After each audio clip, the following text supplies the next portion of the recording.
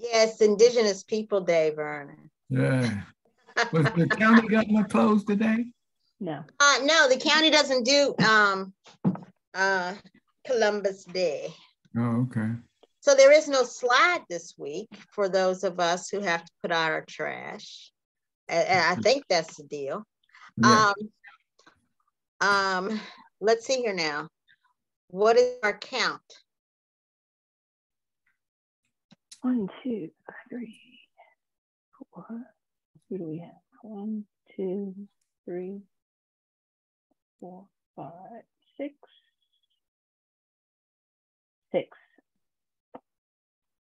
6 voting members. So we should wait for one more person, I think. No, you're okay. We have 3 vacancies. Oh, okay. And Carolyn Frederickson did email and say she would not be able to join this evening.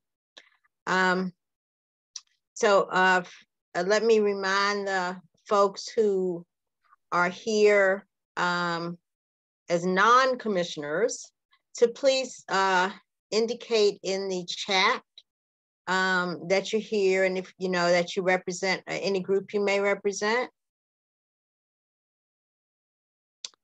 Want to welcome you, all of you, to the October meeting of the PAC, the Policing Advisory Commission. I think we're going to have a good meeting today, definitely full, and hopefully we'll still end by 8 o'clock, keeping our fingers crossed. Susan, you have some housekeeping stuff you want to do? Sure. I had sent out several packages of prior minutes, including January, March, May, and June. I hope that the commission members have had a chance to review those, and if approved, or if you're okay with them, if somebody could make a motion to approve them. We'll move, subject to any corrections. And I second that. Okay. Any discussion about that? Okay, so I want all those in favor, please signify by raising your hand. I think we can.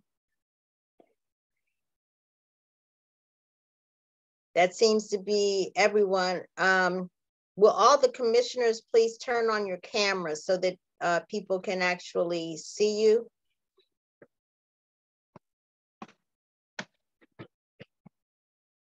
So tonight, Ms. Endeshaw, please turn on your camera if you can do that. If you can't do that, please let us know in the chat that you're having technical difficulties.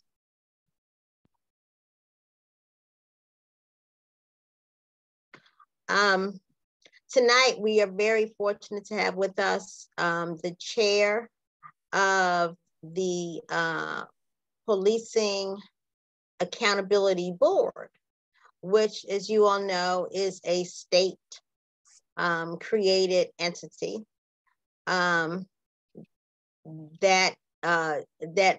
in some instances will look into policy, but its primary responsibility is to look into disciplinary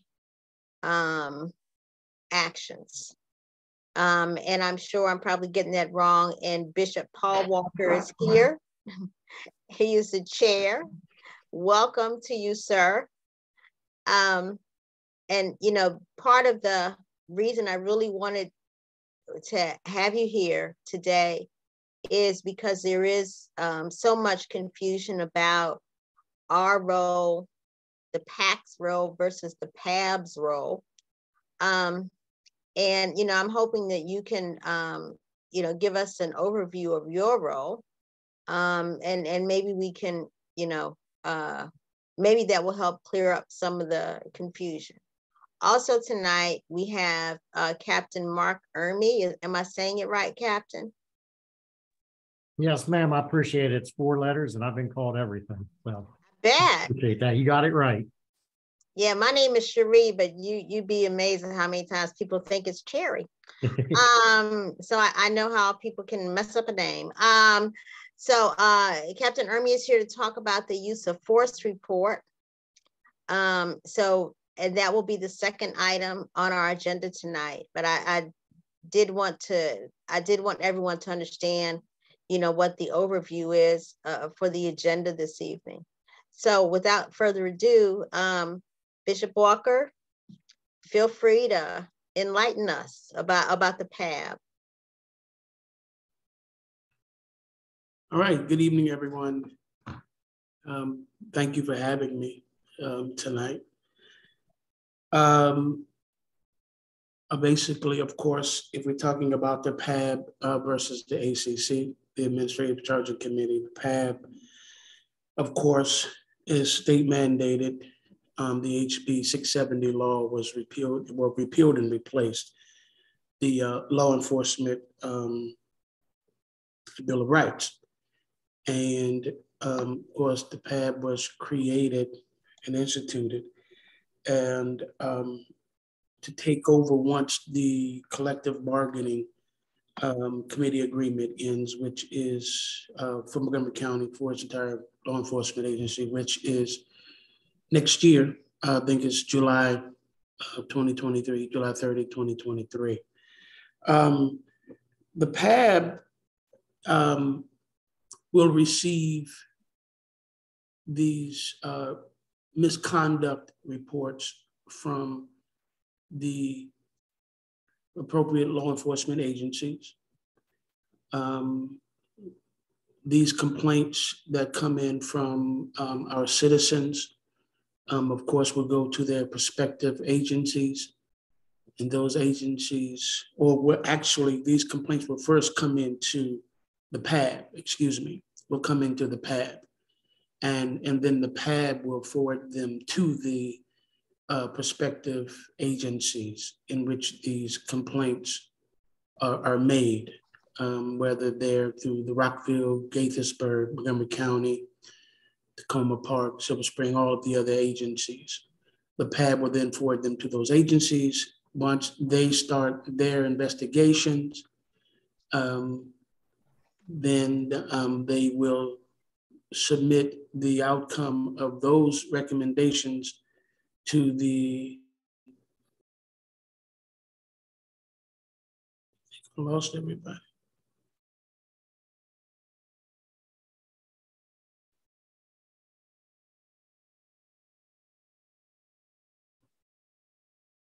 You still there? Am I still here? Yes, you're still with us. Okay, thank you. I'm sorry, my screen went blank for some reason. I apologize for the pause. I thought I lost you. So basically, again, once the PAB has received these complaints from our citizens on any misconduct of the police department, it has about 3 days to submit them to, again, the prospective departments for investigation. Once the department has completed its investigation, it will send it up to the ACC, which is the Administrative Charging Committee. And let me back up just a little bit. The PAB is made up of 8 board members, including myself, make 9. So it's 9 total board members with a vice chair. And the ACC will consist of 5 members, which is actual 4 members and 1 chair, which is myself. I'm sorry, just a little distracted with this buffering on my system here. Hopefully you still can hear me. So the PAB, yes, is also involved with looking into policy and making recommendations to the not only county exec, but also the county council. And based on information and research and from what we receive from each case that's being adjudicated by the ACC. I think we got about 6 meetings in now. We just completed staffing our final 2 members of the Administrative Charging Committee. So that is completed. And of course, the state training that we were waiting on was just approved. So we're waiting for the actual scheduling for that, for the Administrative Charging Committee to begin its training. That training is about a 5-day, 8-hour training. So about a 40-hour training. I don't know what's going on here. Can you still hear me? Hello? Yes, we can hear you. Okay. Training.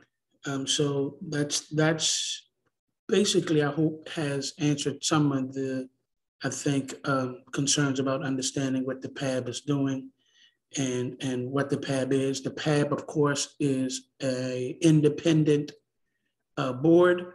Its autonomy is held most high on our list, where though we were nominated and appointed by the county executive and executive branch, we are autonomous. We have our own agenda in reference to serving our community, which includes, of course, both law enforcement and civilians, because that's the makeup of our whole community. And that's basically where we are. Now, I understand that you all, I think, recently put out a vacancy announcement for an executive director. We did not put that out. The PAB did not put that out. No, that has nothing to do with the PAB. That's the county. Okay. Yeah, the county had posted that executive director position. And I don't want to speak on record to that because, again, that was nothing to do with the PAB. Well, just to clarify, I'm confused then, because I thought the executive director was to be the staff person for the PAB.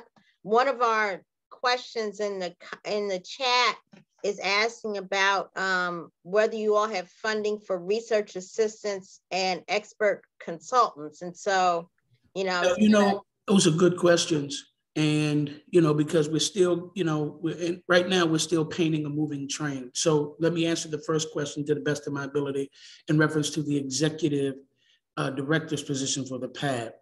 That executive director position will act in collaboration with us in reference to making sure that all of the records and requests that we need on the ACC side, actually, to perform our duties, they make sure that, they are complete records when we're subpoenaing them. This county of this executive, of course, will make sure that when they go to the prospective agencies, that the documents are accurate, they are complete. Any outreach we would need to, maybe we're calling in an officer that's under investigation for misconduct, to make sure that those things are completed and all of the information is out. They're there to make sure that everything that the PAB also needs to conduct its duties in reference to looking into policies, and as well as the ACC. Now, there's a position that I understand that we are looking for as well, which is the administrator assistant position.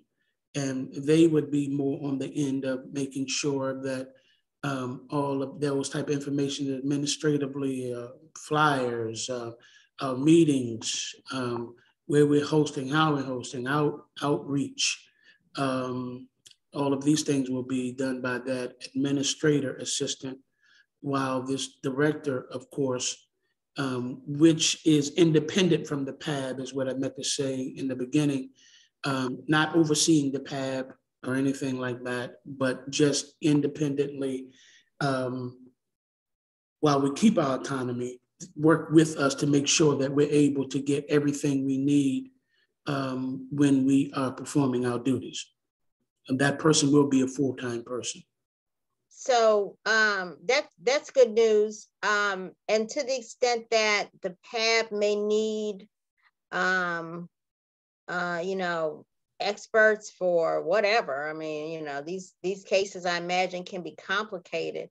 Is there a source of funding for that, or like how does that work, or is that been fleshed out yet? As of right now, we're still moving into, again, as I said in the beginning, we're kind of painting a moving train.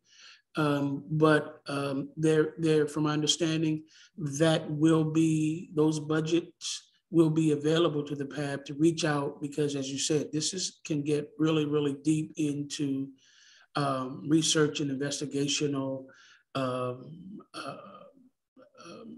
exercises, or I should say endeavors. So yes, from my understanding, there is a budget. I don't know as of yet what they have finalized the budget to be, but that's something I can find out. Thank you. That's very generous of you. Mr. Ricks, you had a question? Yeah, it was. I thought that the group, the union agreement was up October of this year, and that your organization would be in full swing.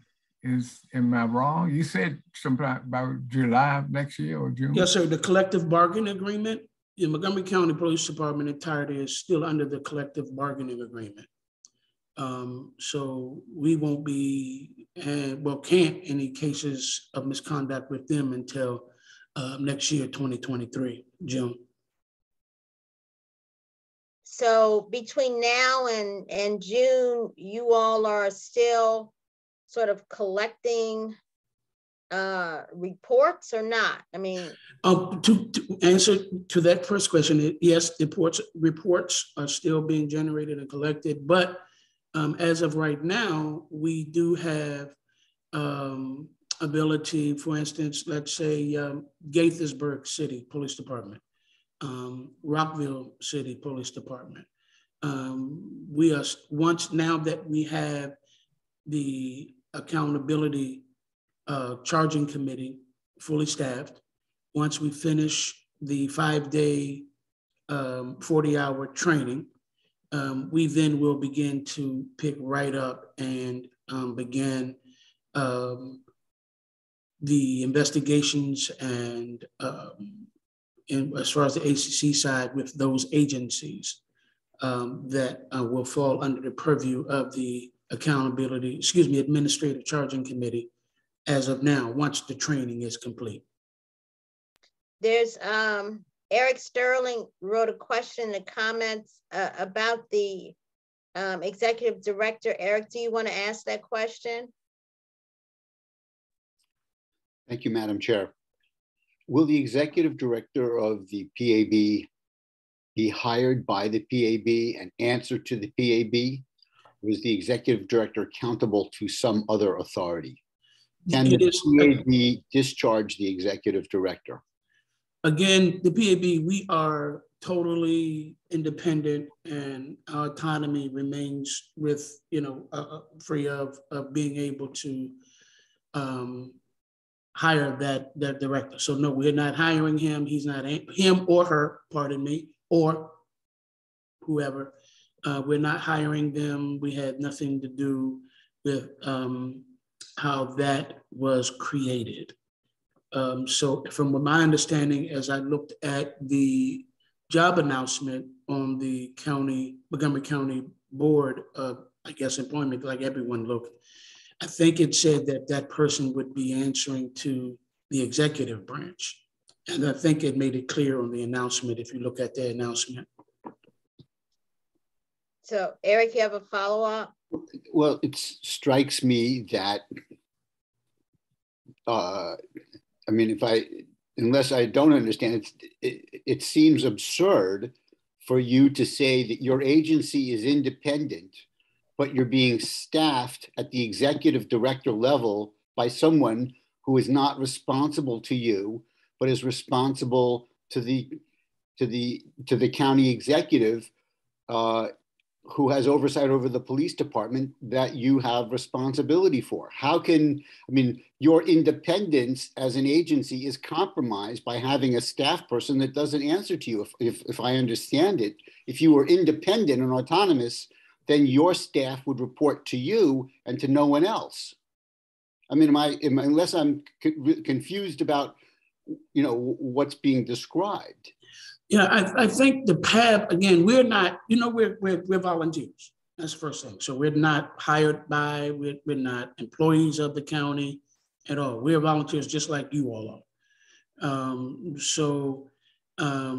Which gives us that autonomy of not having to be controlled by anybody in the county council, executive branch, any other political arena or impression or anything like that. So that's where the independence comes from, where we are here to fulfill this state law and to make sure that we fairly and accurately perform our duties, which is to handle these complaints that are coming in from our citizens in reference to police misconduct.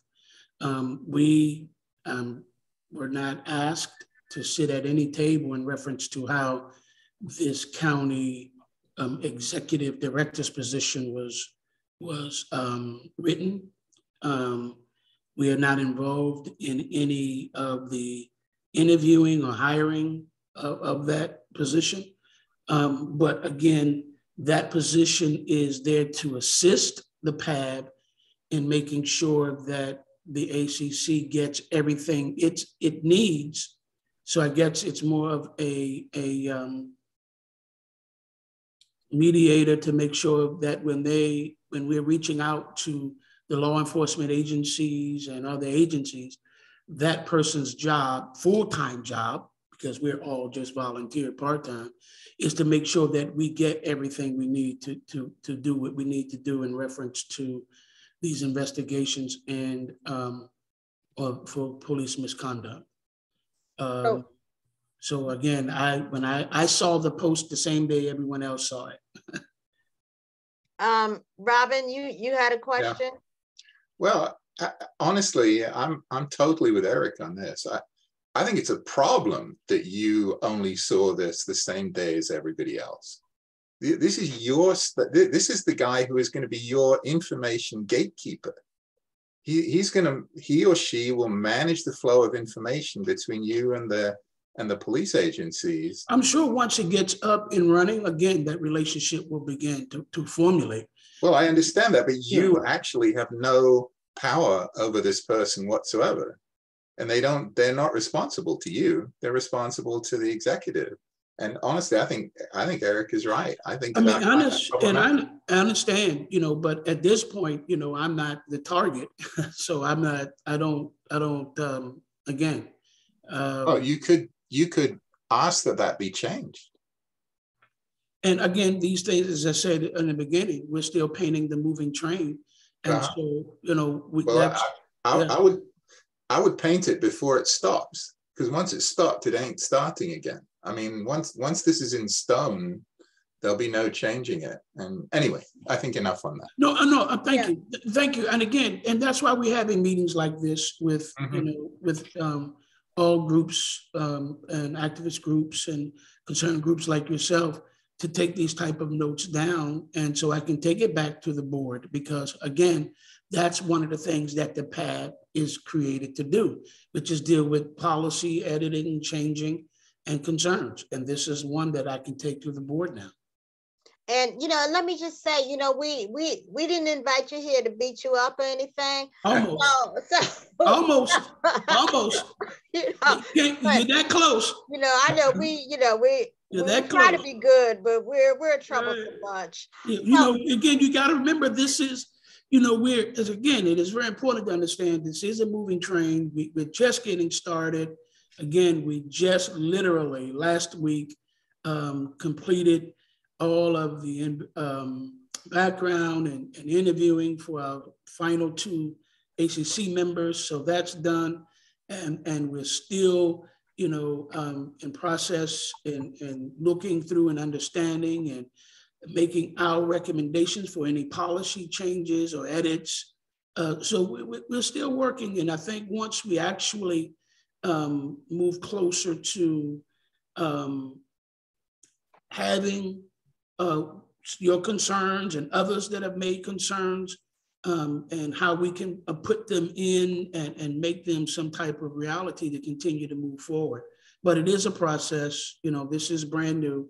Most folk have been in the beginning of these laws when they were, you know, arguing them. But, you know, we were hired after it was completed. So we're here now to do our best to make sure that we do follow what was written in these regulations, and to make sure that we are accurate and to perform what we're supposed to perform for our citizens.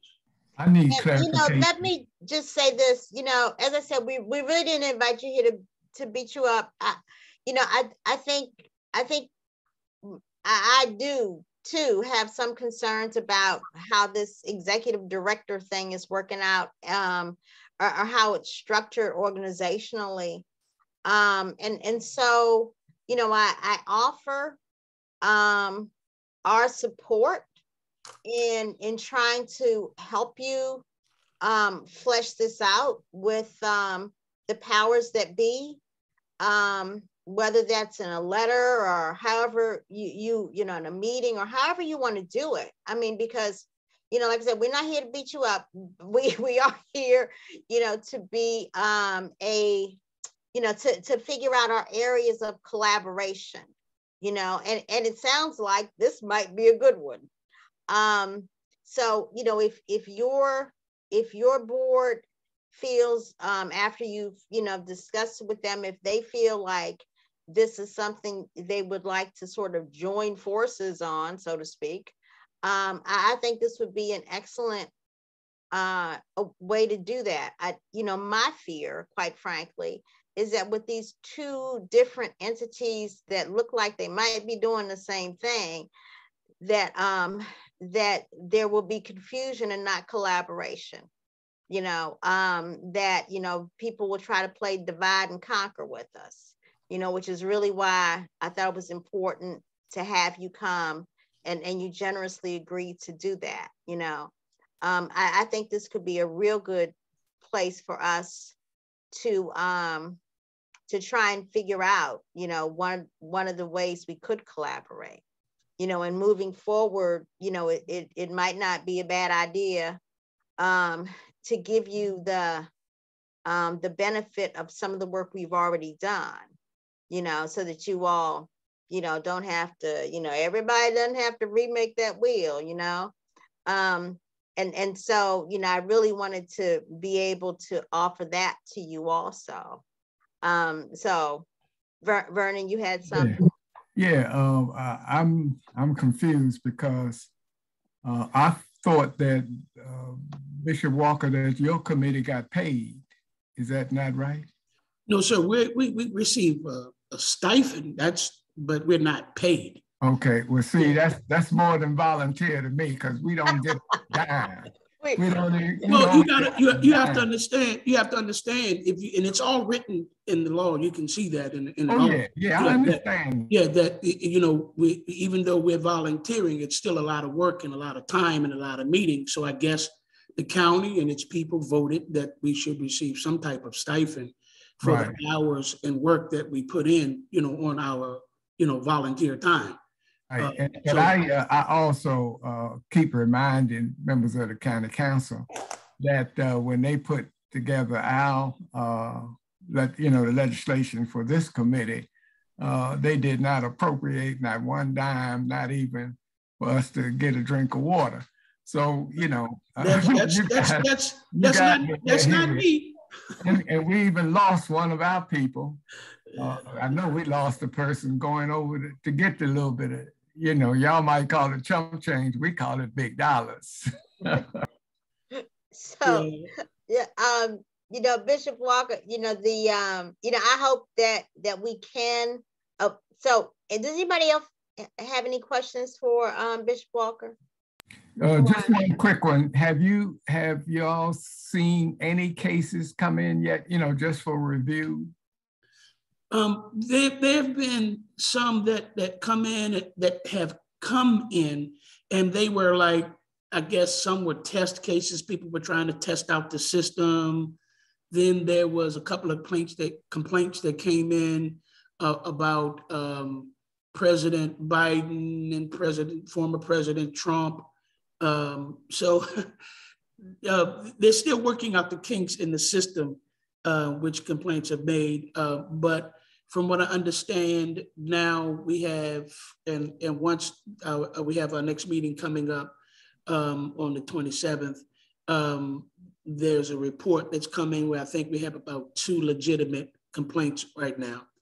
But again, once the training has been completed for the ACC, because we have to complete that 5-day, 40-hour week training, we then will begin to move on investigating those complaints. So Susan tells us in the chat that there's been $50,000 in the budget for independent counsel fees. That sounds familiar. Yeah, so you know, that is at least a little something. I again offer to you, you know, our help, support, whatever we can provide, because I think we're all trying to do the same kind of work. And I think the danger is in, you know, that we will not be, that in dividing the stuff, the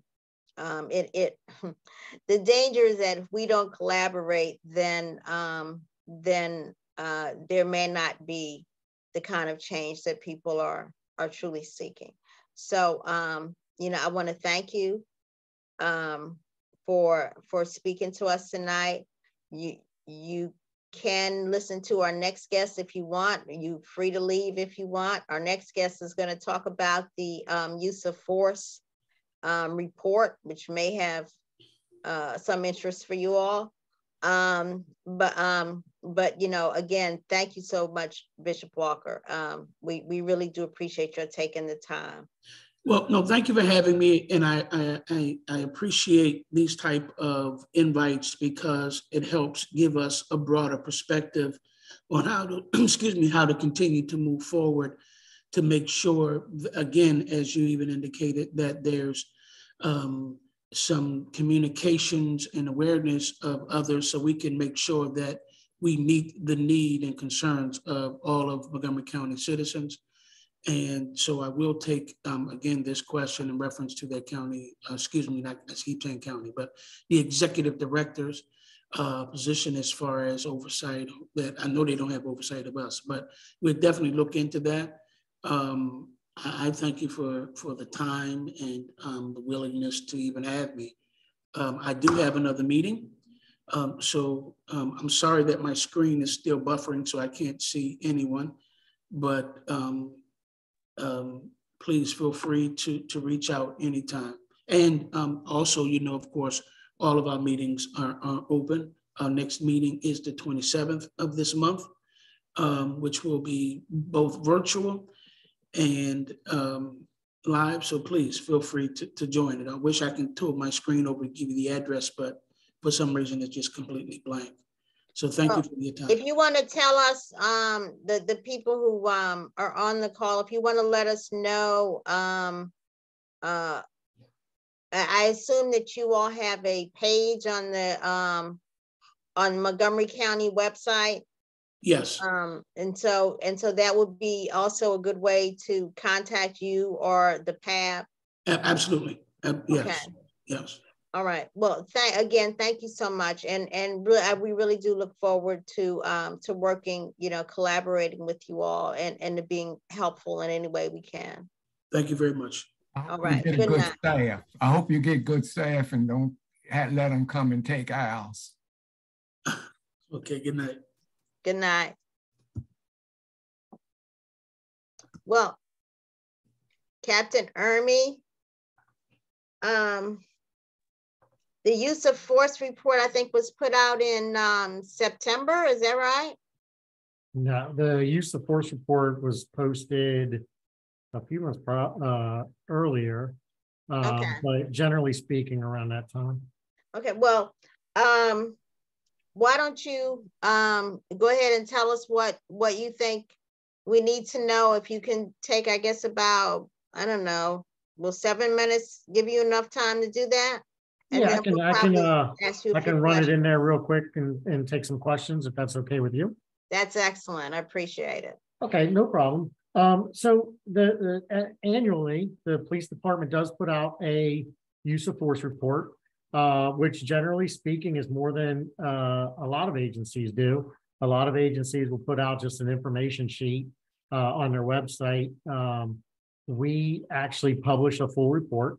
We hope it's transparent.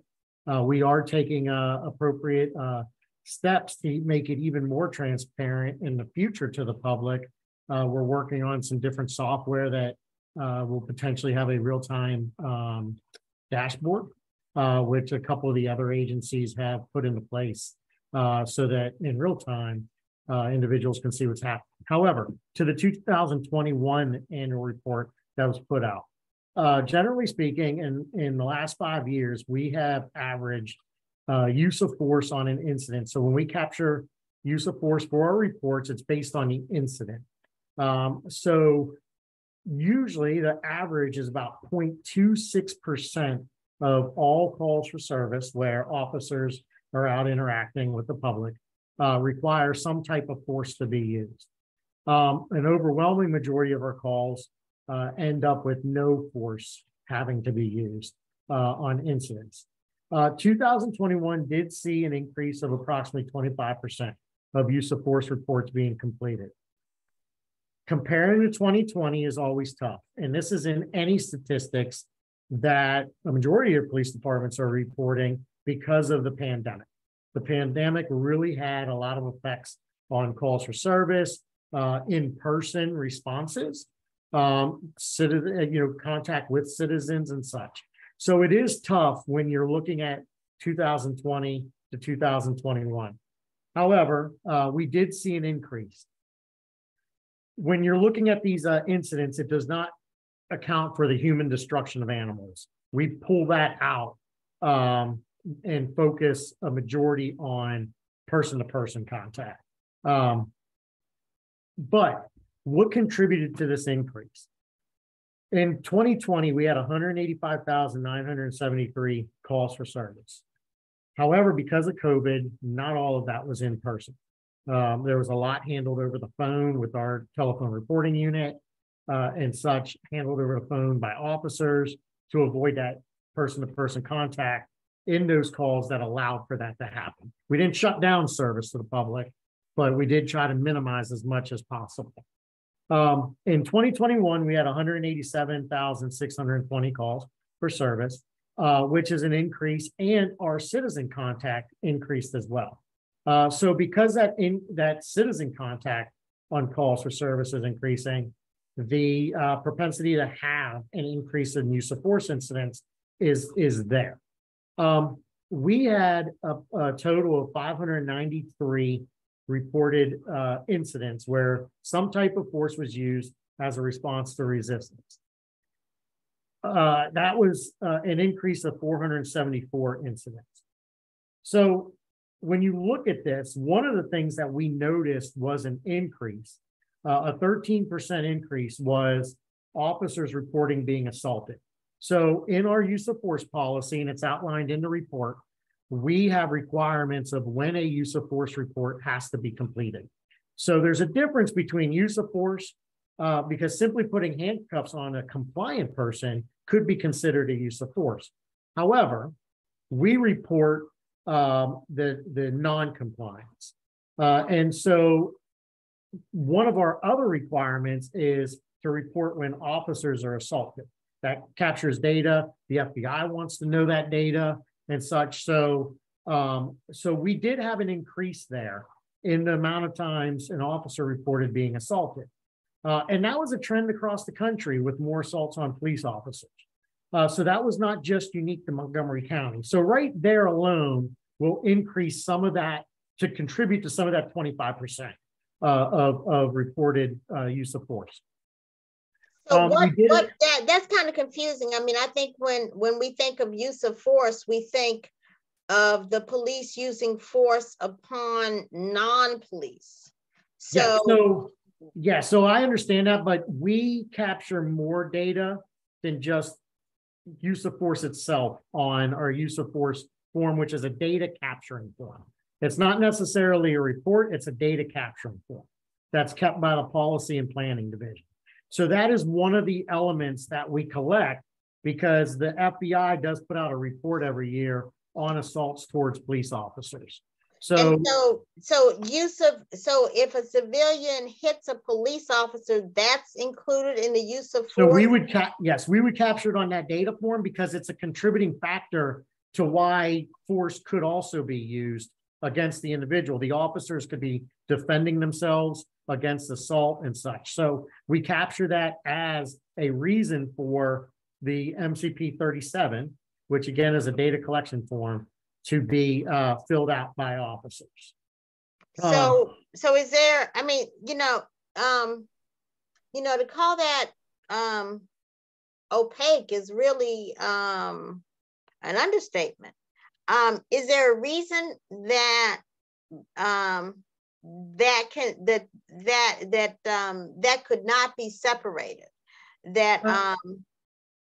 No, and these are things that we take into consideration when we have our forms and such. For instance, this form is negotiated with the union, so we would work with Lodge 35 when it comes to changes, but that's not necessarily something that may or may not, be able to be separated. Over the years, the department has just found that's a good spot to capture this data, particularly because it oftentimes does contribute to officers using force.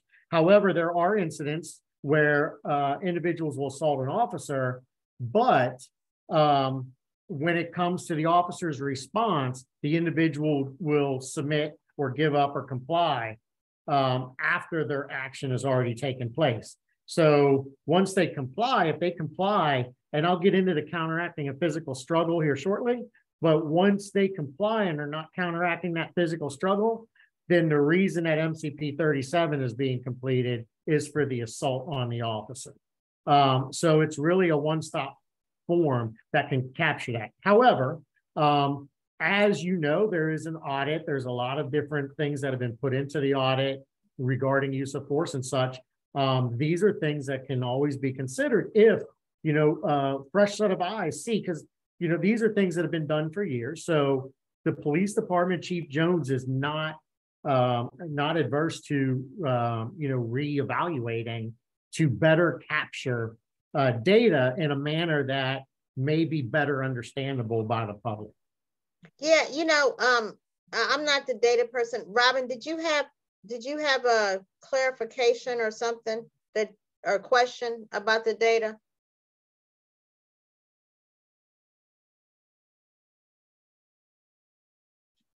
Robin, you're on mute.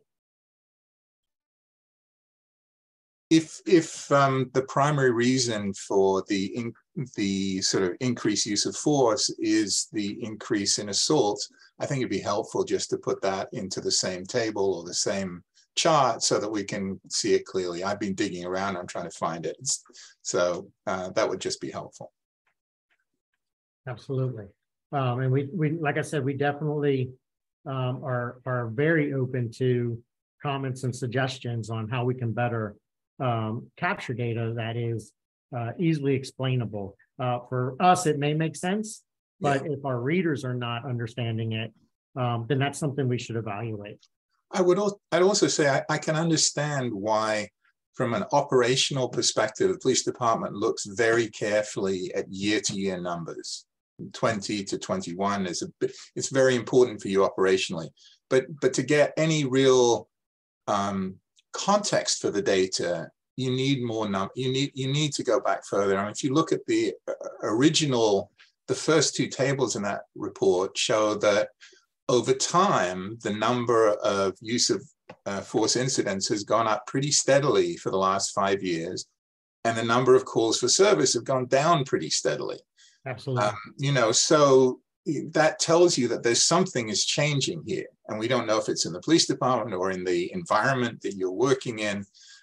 You know, and there are other sort of, so that's one point. A second point would be, there are some weird anomalies in there. There's I noticed that the number of assaults on police where subjects have used their feet went from 6 in 2020 to over 100 in 2021, which simply suggests that the data is being collected differently. So there are some smaller things too, but the big one is more context, please. Absolutely. And I'll note that and take it back with us. So I should have introduced myself. I did run our policy and planning for the last year and a half. About 2 weeks ago, I was transferred to the director of our criminal investigations division. Captain Stacy Flynn, who's on this call, took my spot in policy and planning as the director. So I'm sure she's also taking copious notes on these suggestions and such and comments. One of the other things that we found that really caught our eyes is using force on emergency evaluation petitions, and that is individuals that we have responded out and we believe are a danger to themselves and or others, and are potentially suffering from some mental illness, and that if they're not voluntarily going to the hospital for help, then we have the authority to involuntarily take them to the hospital for that mental illness help. That's been a lot of talk in the public and amongst the public and legislators and such on how to maybe redirect some of those calls to the crisis center and such. What we noticed was, and this was a drastic change, but in 2021, we went from 129 incidents on emergency evaluations where some force was used to 227 incidents. So that is a drastic increase in our response to calls for emergency evaluations of individuals that are potentially suffering from some type of mental illness. And a majority of these calls are civilian initiated calls. So whether it's a family member or such calling for help for a family member, friend, or individual they come across, there was a drastic increase. The good part about this is that out of all of our use of force, 92% of the time, officers only use their hands. And only 1.5% of the time did officers actually deliver strikes to an individual. So what that says is that one of our requirements is combating a physical struggle. And what that means is that the individual isn't voluntarily complying at that moment. There's some type of active aggressiveness or even some type of passive aggressiveness where they're not complying to us or submitting to us taking them into custody, whether it's an arrest, whether it's an emergency evaluation, whether it's us escorting them. So only 1.5% of the times did an officer actually strike somebody. A majority of our hands-on with an individual is control techniques, is getting those individuals under control by different grab techniques, control techniques, escort techniques, maybe a takedown, but the striking of the individual is not necessarily there. So that is a positive on our use of force, and it's reflective of our officers and our officers and the professionalism they display on a daily basis when they are interacting with these individuals. So can I just stop you for a second? I have a question. Okay, so Bill 2720 is really what required you all to do this new kind of use of force policy. And I'm wondering if the bill's requirement that certain things be reported that maybe had not been reported before. No, so 2720. Could that account for this I mean, 25% increase in a year of reports is just really highly significant.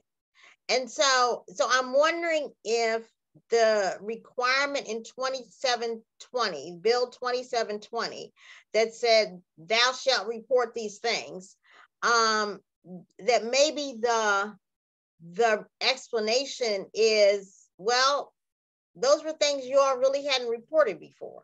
So is that a part of this? So that's a great question, Ms. Branson. And yes and no. So the bill did not specifically say there was certain things we had to report as in our use of force and what we reported as reportable use of force. The bill changed the standard, the administrative standard for when we use force, from Graham versus Connor and such to reasonable and necessary.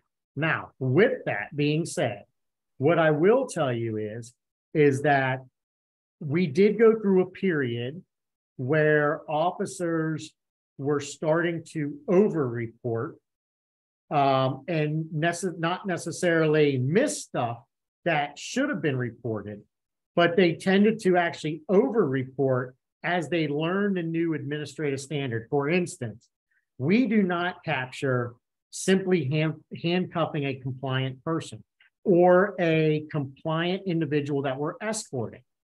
We didn't capture that. Well, when the new law came out in 2021, the county law to change our use of force standard for administrative purposes, we had officers that would fill out MCP 37s for simply handcuffing or simply escorting somebody. Once we were able to fully, our academy doing a great job of really training officers on what that standard requires, then we were able to weed through that and try to eliminate the over-reporting, which would have skewed numbers. But what I would say is you're right when you say 25% is an eye catcher, especially when averages over years have stayed relatively consistent. But what I would say is that when force is used to combat physical struggles, and there is such a drastic increase in emergency evaluation petition services, positively of that is that the force that's being used on those incidents are officers just using their hands to control an individual. Because remember, with these emergency evaluations, 99.9% of the time, it's not voluntary, it's involuntary. And most individuals don't want to involuntarily go to the hospital. So they are going to resist some. So when you have that much of an increase, that is a major contributor to the reported use of force that's occurring. And again, it also, you have to look at 2020 and what Mr. Gasser said, yes, you know, we will look to incorporate more years because 2020 was such an anomaly, you know, and some say increase some mental illness, you know, unfortunate incidents with individuals as well. So when you have that type of an increase, that's what we're really looking at. Alcohol and drug usage, that also increased, and that also accounted for our use of force numbers. In fact, I believe it was close to 80 some percent of our use of force incidents contributing factors alone, or 71%, I'm sorry, 71% had mental illness contributing factors, alcohol, drug usage as contributing factors. So when you're looking at this, yes, the numbers went up, but I do believe that our data and certain aspects, you know, justify the use of force. And again, when a majority of it is only using hands, then that really is I believe, and I might be biased, but that is a positive reflection on the restraint that officers are using when a majority of it is just control techniques. Eric, did you have a question? Yes. Eric, did you have a question?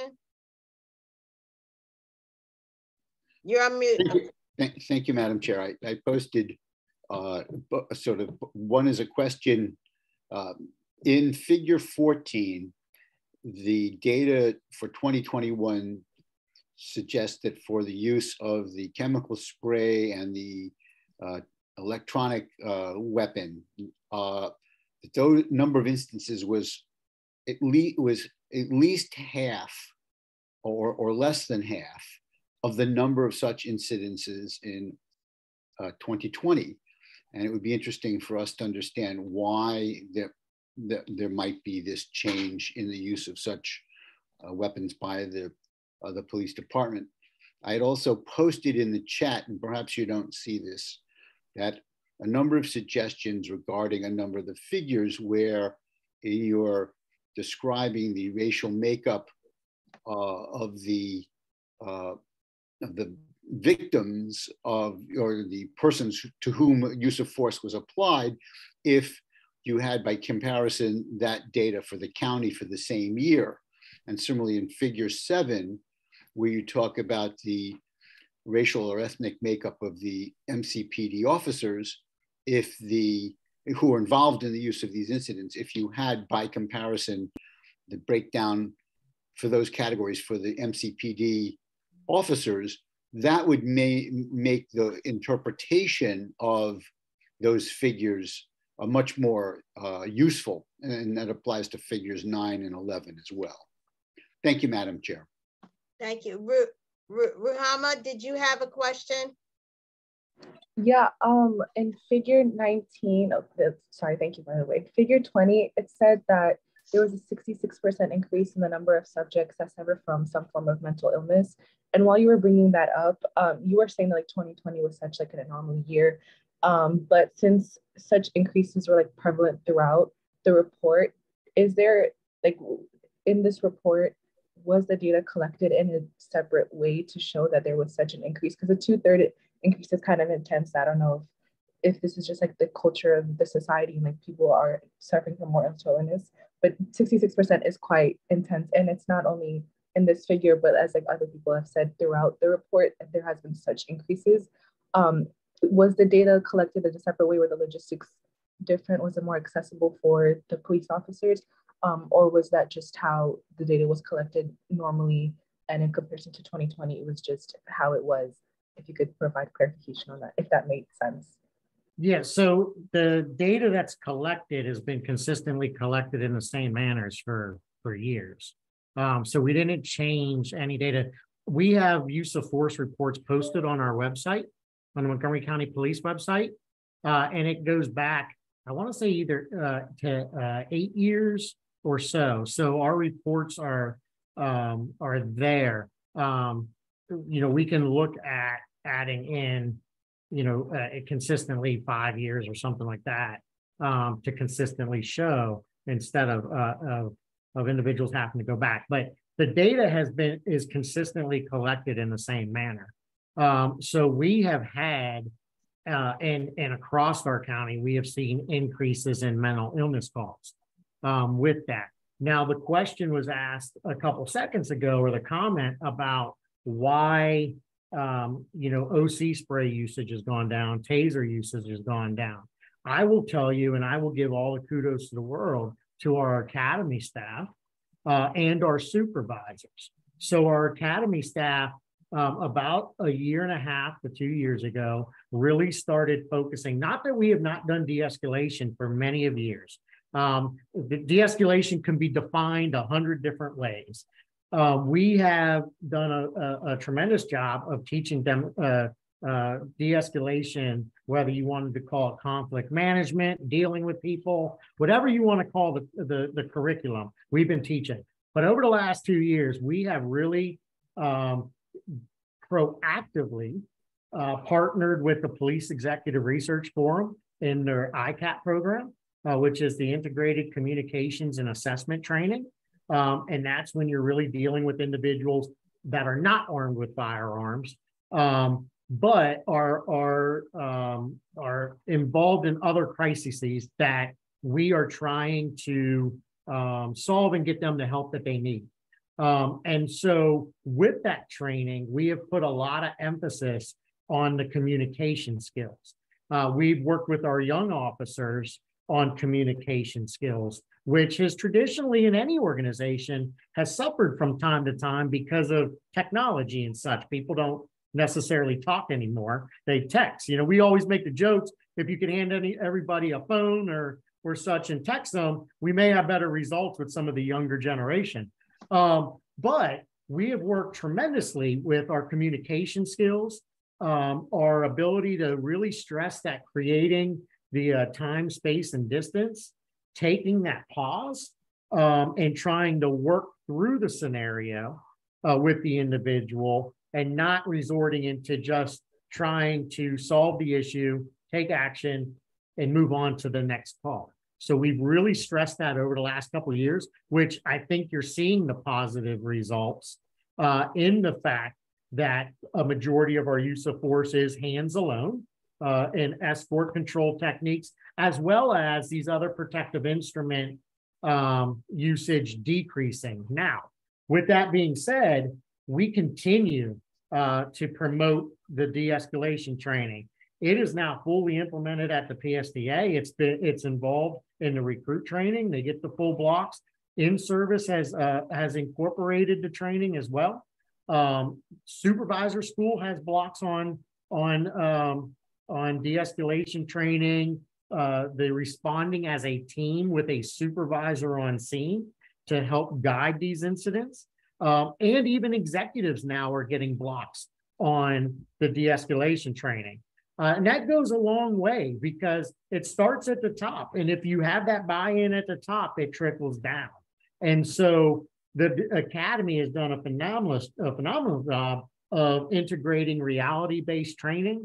The county, and thank you, Ms. Barak. I have to give her a shout out because she's a big part of working with the county council, the county executive, to ensure that we have the funding and resources available to continue to better our training, as well as consistently look for equipment that will also help reduce the need for use of force.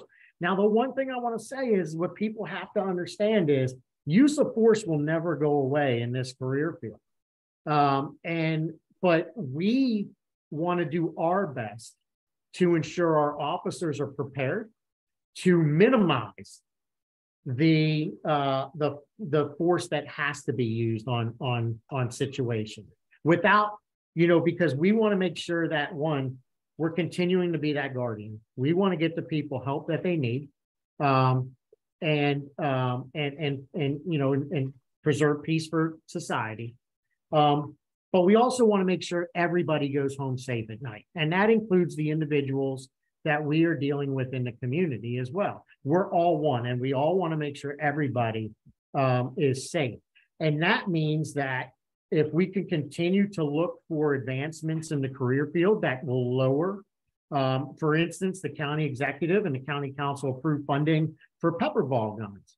And although it's still a use of force, that's going to be a force multiplier for us to potentially minimize the levels of force that have to be used in a certain situation. It gives the officers another tool to try to minimize how much force has to be used in an incident.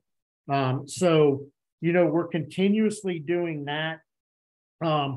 As you know, the Reimagining Policing Committee and the implementation committee that the county exec put together, Department of Health and Human Services has worked a ton with the police department. We've collaborated on the co-response, units, or shifting calls to them entirely to get the help that's needed. Those that are subtracting the police from those type of calls will potentially, lower the force that's used, involving individuals with mental illness. So those are some of the things that we're working on. We still have a robust review process for our use of force. Every use of force incident, every MCP 37 that is completed is reviewed by the supervisor. It's reviewed by the district, the executives that are in charge of that division. They're reviewed by the assistant chiefs level and signed off, and those that, there's questions about are, referred to internal affairs to be reviewed for potential, misconduct. So Captain Ermy, I want to give Vernon Ricks a chance to ask a question. Absolutely. Yes. If 3 officers show up on a call, use of force, is that 3 incidents of use of force, or is that considered 1? So what we do is it's considered 1 incident, but our use of form captures the data for all officers that used force. So every officer is listed on that MCP 37, and not only that, but previously the officers that used force were required to document in an incident report what occurred. Now the state law requires even witnessing officers to fill out a supplement report explaining what they observed when they were there. The observing officers, the witness officers, won't necessarily be on the MCP 37 because that's only for the officers that used force, but there will be a supplement written of what they observed when they responded to the call. So it's another checks and balance that legislation put into that. That was effective this year. So if one officer, say, uses the fluid technique, knee on the neck, the other one's kicked and held, who takes the bullet for that? So if there's 2 officers that are using force, or one officer interjects and pulls the officer off, I didn't quite understand. Well, what I'm saying is, you see incidents on where one officer takes the individual down, has his knee on the individual, another one is kicking or hitting, and maybe the other's just standing by. Who takes the hit? So what happens in those situations is every officer's force on an incident is evaluated, and every officer has to justify their use of force, and it has to be within the law, within the policy and such. So every officer that uses force is being evaluated for their actions, and they have to articulate their actions and why they did such thing. So if one officer is found to have violated the law or policy, and the other officer was using reasonable force, let's say one officer takes the individual down, and that's reasonable, right? They take them to the ground, they have a control technique. They're getting the person under arrest, they're putting handcuffs on, and another officer comes in out of nowhere and strikes the individual. That second officer, their force is going to be evaluated. And if there is no justification for what they did, then they will be held accountable, whether it's administratively, criminal, or et cetera. But they would be, their use of force would be evaluated. So everybody, and each officer has to articulate their uses of force and each application of the force. So just because, let's say, strike 1 was reasonable, strike 2 and 3 may not have been reasonable, because officers that are using force, they're using force up until the moment to get that individual under compliance. They're using that necessary and proportional force to get that person under compliance. Once that, and that's why they're assessing as they go through the incident. Once that person's under compliance, then the force should cease. But if force continues, then that force after that compliance may not be justified. So there has been incidents in policing, not just in Montgomery County, but in policing in general, where the officers start off correctly, but then they go excessive and continue with the force when it wasn't necessary to continue. And that's ultimately what gets them, held accountable. So yes, and then remember, we also have the requirement now that officers intervene when, they see something occurring that they believe is not, necessary or proportional. Officers should not just be standing by watching it happen. And if they are, then they can be held accountable as well for doing so. Captain Irwin, let me, I want to go back a minute to the MCPD 37 form you mentioned earlier. Yes, ma'am. And so I gathered that is the form where a lot of this data comes from. Is yes, that? ma'am. That's okay. Our data collection form for use of force. And so you said earlier that, first of all, is that in the use of force report? Is that form in the report? No, the form is not in there. We use an online form.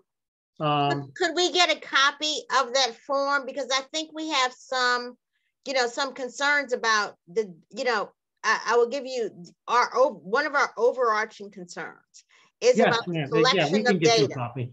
Okay, and so if you can give us a copy of that form, I think it would be helpful for us to understand, what questions are being asked and what data is being collected. I think because that seems to be where we start with data collection, right? Eric, I see you. I just want to, I want to get to a couple things and then I'm going to let you have it. Okay, so in the report, it talks about allegations of, I guess, for lack of a better word, officer wrongdoing. It said that there were 11 cases, 11 use of force cases in 2021. And of those 11 cases, only one, according to that chart, had been sustained. I guess that means concluded. The rest of them were listed as active. So I have a couple questions about that. One, in order to find this information, I had to go to another report. It linked me to it, but it seems to me that could have been included. That was really bad. There's such a thing as hiding in plain sight.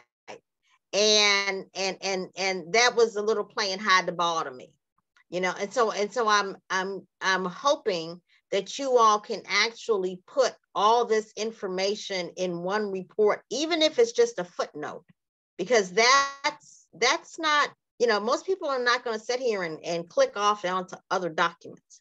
That's number one. Number two is I really need to understand why at this point of the 11 cases, only one of them has been concluded. And that one, in fact, was a sustained finding. So there did not seem to be, and maybe I missed it because I was clicking back and forth. That's what happens when you click back and forth. There did not seem to be a clarity as to where the others were in processing, other than to say active. So that's not really very open and transparent. So the report you're talking about is the Internal Affairs report. Every year, Internal Affairs publishes their own Internal Affairs report. This is a use of force report that we just generally speak to what was referred to IAD regarding a use of force incident. The Internal Affairs report captures everything about internal affairs investigations. And so that's why we put in here that if individuals, want information on internal affairs investigations, they can go to the county or police department website and read all of the internal affairs reports. They post for several years are posted there. As for one sustained, that investigative concluded. If the internal affairs report says that there are others in progress, not concluded, or whatever, at the time the report was published, that means that those investigations have not been concluded yet. So if they published the report in January, and I don't know when they published it, I believe it's usually in the first couple months of the year. If they publish that report in Internal Affairs, and let's just say February, but several of those incidents took place in November, December, then there is a good possibility they're still being investigated. So oh no, I understand that, but there's also no clarity. There's no transparency. Yeah, calling something active is just what I will tell you is what I will tell you is this, is that the county or the state law does require now to have a reporting system, an online reporting system that is being built that will provide an update to anybody that files a complaint or complaints with ID. It'll show the process of where their complaint is in the process. So that is one potential positive step that the department is taking to comply with the law as well. But the internal affairs report, I can't speak for internal affairs. If you have questions about the internal affairs report, obviously they will not be able to share information about investigations. But if you have questions specific to their report, then I would recommend setting up, a meeting with the director of internal affairs to get a better understanding of how they report their stuff in their annual report.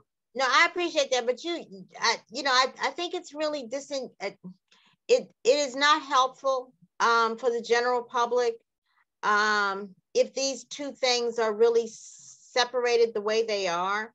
When most people think of use of force, they're thinking of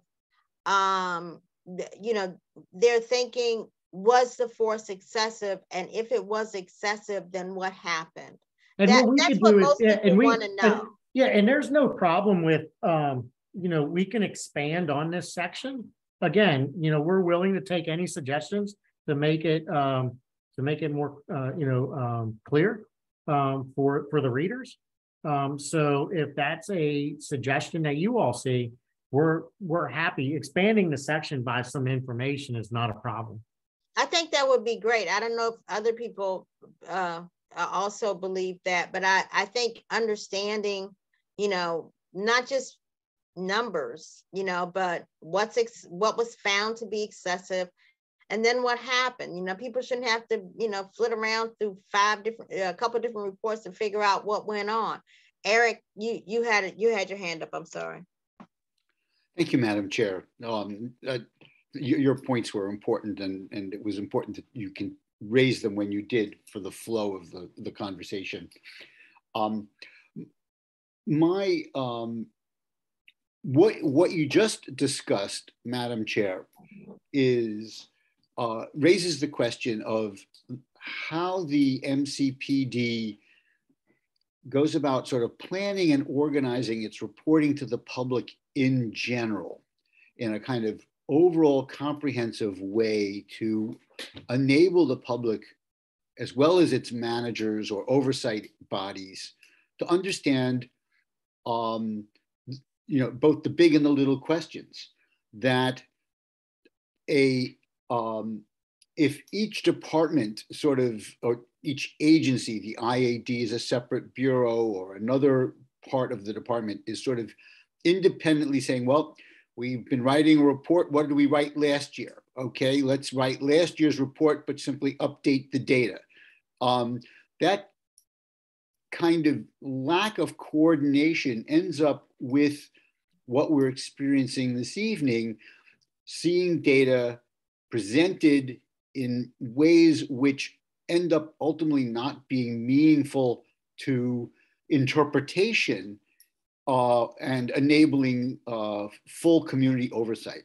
And so what I would suggest is that we consider a letter to the department that, as a matter of just our being as an advisory board, that that there be a sort of a comprehensive overview of how the police department in all of its different ways presents its data to the public from the perspective not of those of us in the department who are writing it, but from those of us in the public who are trying to understand it and make sense of it. I originally raised my hand, Madam Chair, because I realized that I'm ignorant about the question, and this is perhaps shameful that I am, of what kinds of activities an officer is required to document with an incident report, what or not.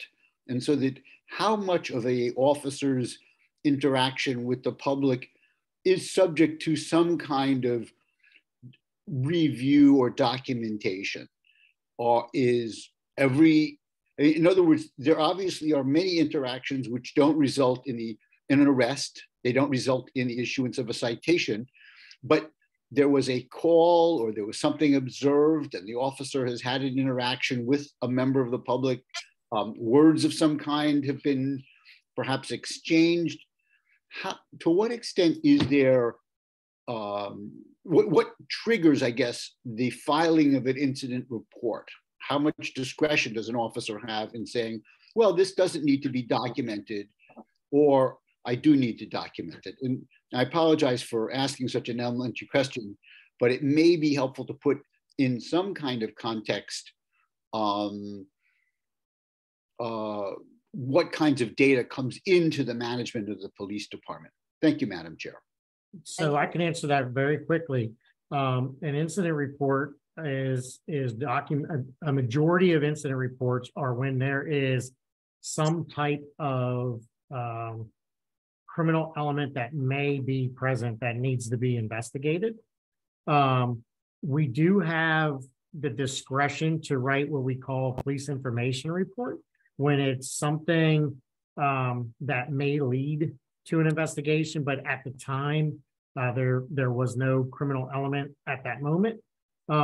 So we do have discretion in some, but non-discretion, especially when there's criminal elements to it. But we also have report writing requirements. We have what we call we have a clearance card. And when we're clearing calls with our emergency communication, that way it tracks the data, right? What type of calls we're going to.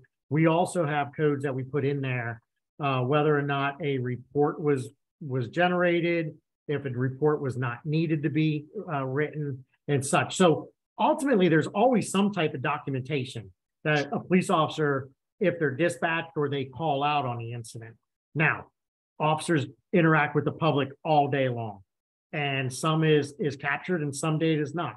What I will tell you is that the county council did pass a law that requires random review of body-worn camera as well. So the department is in the process of setting up the random review unit.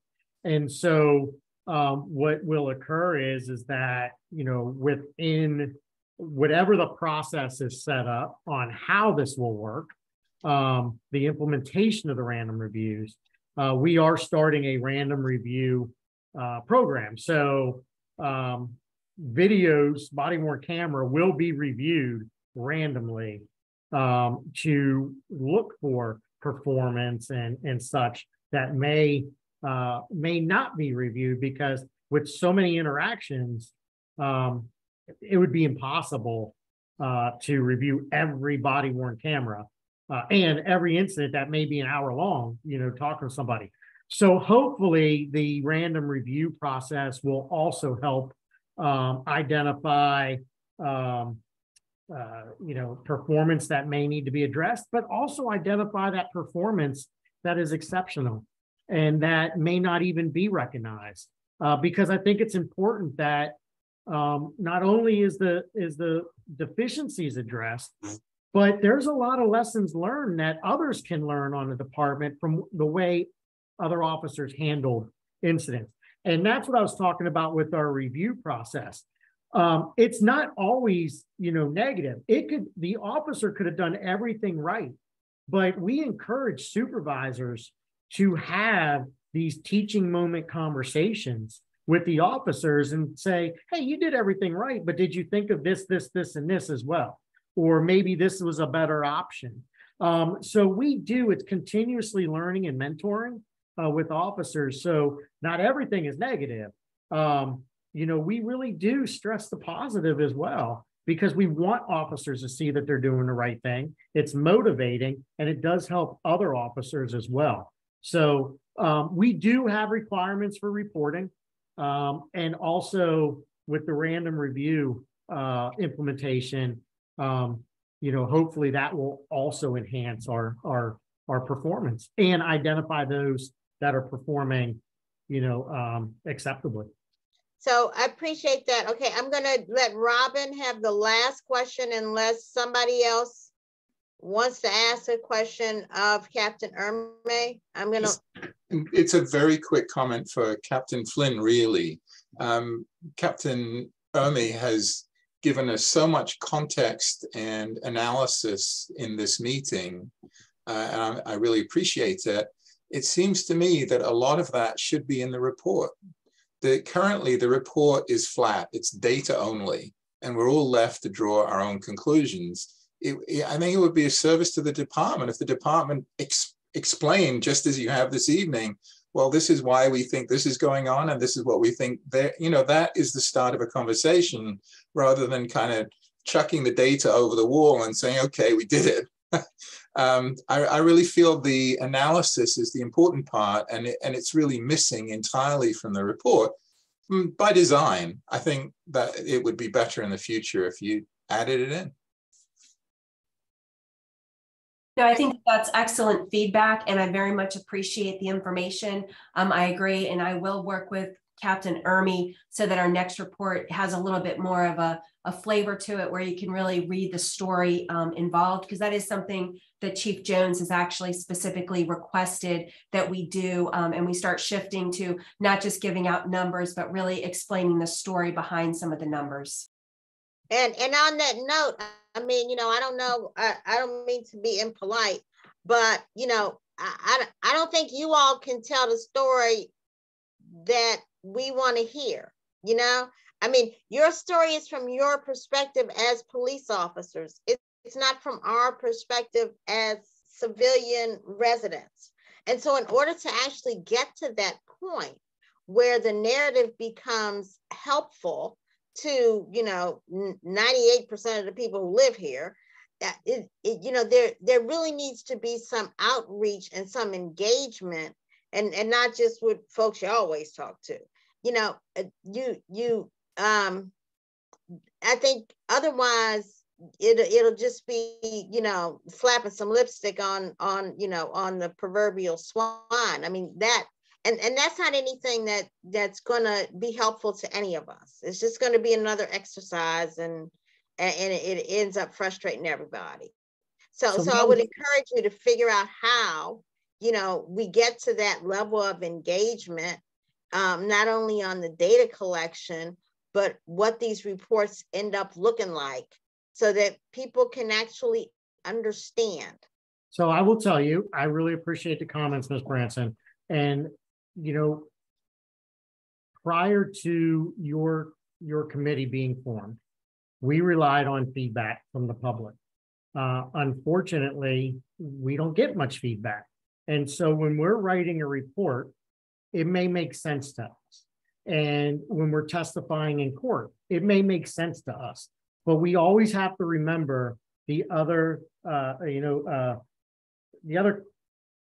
I don't like to say lowest common denominator, but the common denominator is the public. And if we're not explaining something that is, that the reader understands, we're open for feedback, we're open for suggestions. Unfortunately, prior to you all, we haven't got much feedback. People will read the report and they move on. And so we feel it's answering those questions. So I do appreciate your time. I do appreciate allowing me to explain to report, but also the feedback you're providing. What I will say this, and I'll take 30 more seconds. I want you to understand that in 2022, don't have sticker shock when you see the increase in use of force. And I'm putting this out there now because one, the county council passed a law that took effect in February that requires us to now capture the data regarding pointing of a firearm, taser, and OC spray at individuals, which the documentation of the firearm is actually a recommendation in the audit that we have already proactively working with the council on that, have taken those steps forward. So obviously that is going to increase the MCP 37s that are completed. The other change is when the new state law came out this year on use of force. We worked hand in hand with Lodge 35. The department worked with Lodge 35, which I will tell you in my many years of being here, was very, very productive. And President Holland and past president, the past president was very willing to work and work in collaboration and getting a solid product out. With that, we changed the counteracting a physical struggle because what we saw is that was a historical requirement, but it did not paint the full picture. When there was no counteracting a physical struggle, it may or may not have been reported, and that's okay because it wasn't required to be. So nobody was doing anything wrong in not reporting if there wasn't a counter physical struggle entity to it. The department, Chief Jones, as well as Lodge 35, agreed that to be transparent, we need to change that long historical requirement. And so we changed it to any intentional use of physical efforts other than compliant handcuffing or unresisted escorting. That's used to gain control, restrain, or place an individual in custody. So now what we're saying is if it's not compliant handcuffing, or if we're escorting somebody with our hand on their back and they are not resisting, anything else that you put your hands on somebody, it needs to be captured. So you're going to see an increase in MCP 37s in 2022, but I promise you, I think it's for the positive. And I'll finish with that. All right. Well, I do appreciate that. I appreciate your time and your willingness to work with us. And I look forward to working with Captain Flynn as we hopefully figure out how to make some of these reports actually not just exercises in the data collection and graph making, because there has to be context. So I thank you for coming to talk to us tonight. I'm sure you'll hear from us again. But I think at this point, we kind of need to move on with our agenda, or else we'll be here all night. I think the next thing on the agenda was that I had sent out a letter about, I wanted to close the loop on ELE 4A. And I was asking for suggestions as to whether, as to what additional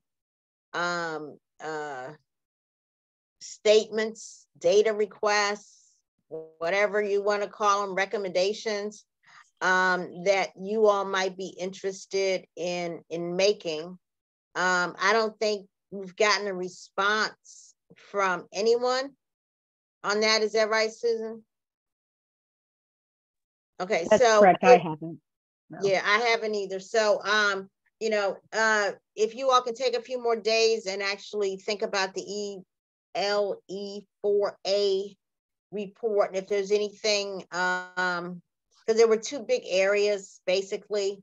One was, of course, the data collection, which kind of falls back into our overarching theme.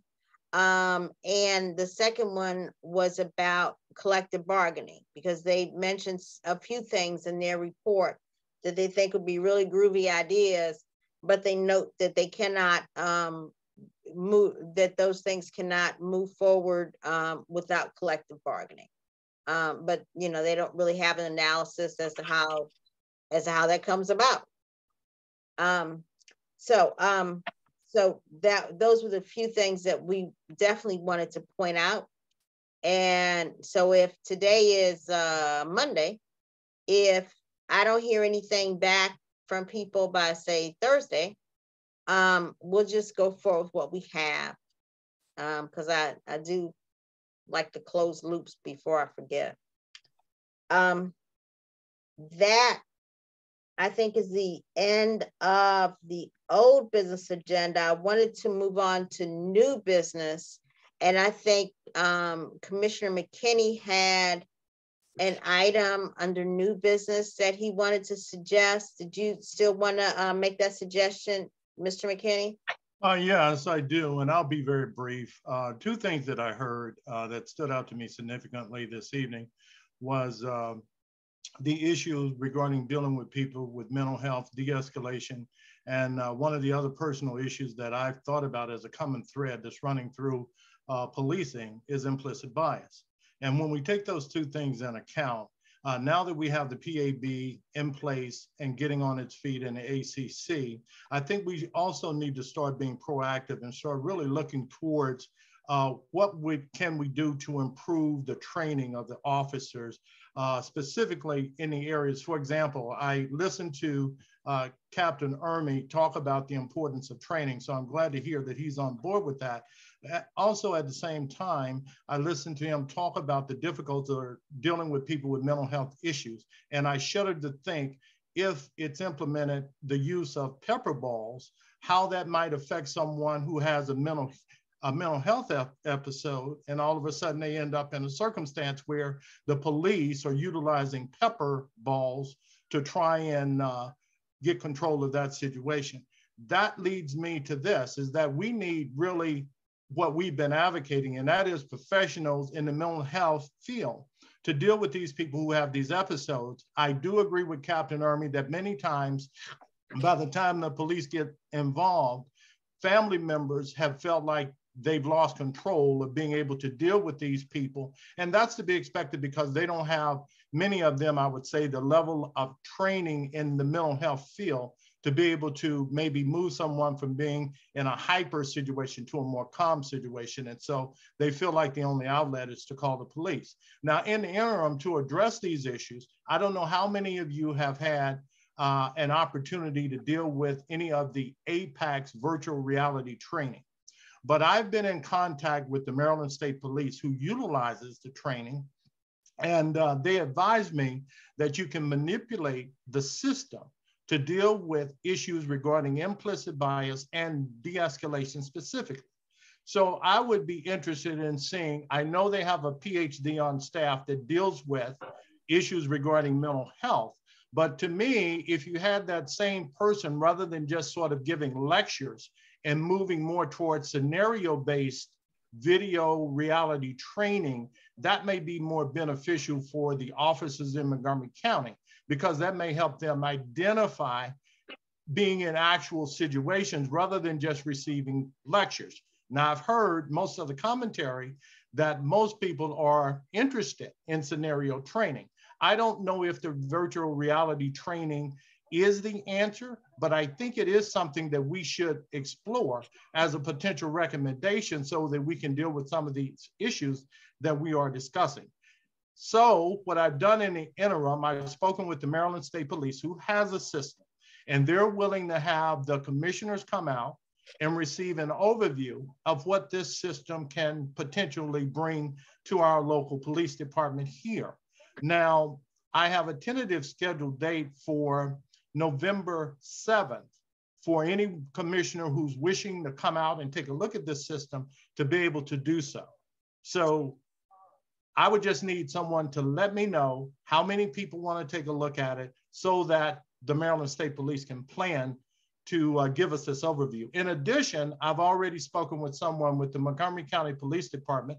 That's why I was glad to see that Captain Ermey, as well as the acting chief, Augustine, online this evening, so that maybe they could help facilitate someone from the training academy to come out and accompany us and take a look at this to see if we can have a meetings of the minds, or we know where this system may fall short, but at the same time, we may discover that it can address some of the issues that we're talking about, because I'm being assured with the Maryland State Police that they can manipulate the system to deal with whatever circumstances they desire to train their officers on. So commissioners, that's it. That's my story, and I'm sticking to it. Okay, so I think first of all, thank you for doing that independent research and trying to come up with something that may be helpful, because that's hard in and of itself. I think the acting assistant chief, is that Augustine? Yes, good evening. Yeah, I will be very brief, briefer than Captain Ermy, who really loves to talk, but that's why we love him. But we are actually working on a proposal for virtual reality with our academy staff. So obviously in the government, it takes a little time to acquire funding for it. So Captain Clark, who is our director of the academy, is working on proposals to find the right system, as well as seeing what other agencies are using. But it's a great thing to look into the future on how not only you can train our current officers, our future officers, but also community members. Virtuality and the way technology has advanced is a great thing, and we're looking forward to incorporating it into our training program in Montgomery County. Chief Augustine, if that person could get in touch with me, that would be great. If my fellow commissioners wouldn't mind allowing me to go ahead and continue working towards this, I would be willing to do it. So okay, if that person could reach out to me so that we can get the commissioners to take a look at this as well while it's in its infancy, that would be great. Right, and I'll work with Susan to get your information, connect you with Captain Clark. Thank you, Chief Augustine. Thank you. Well, that works for me. So I move that we allow Commissioner McKinney to be our virtual training guru. Second. Second. Okay. All those in favor, say aye. Aye. Aye. So if maybe we don't need to have a field trip on November 7th. But if you can talk to was it Captain? I'm sorry, Captain Augustine, acting assistant chief Augustine. If you could, get in touch with him and figure out, where this is and what it is we need to know, and what the Maryland State people are doing. I mean, I think it would be very helpful to try and because I'm particularly interested in not only the implicit bias, but as we heard tonight, if they can if they can manufacture scenarios, so to speak, then this may be a way to deal with a number of things, including use of force. So if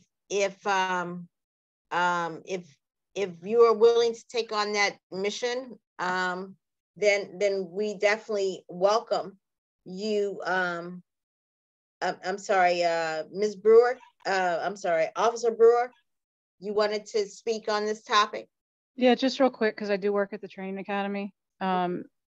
McKinney, I can certainly have my Captain Clark reach out to you regarding that VR training. I know we're looking at going to, as AC Augustine said, we're looking at going to some of the VR, but we are tied with how swiftly government works. But we do also do reality-based training, which is when we use live role players.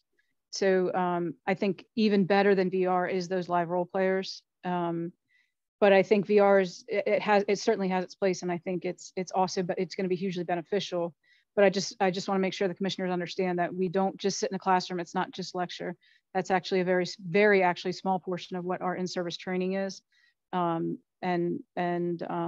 We do quite a bit of reality-based training with our recruits as well. So I want to make sure everybody understands that it's not just lecture. That is such a small portion of the training that we do.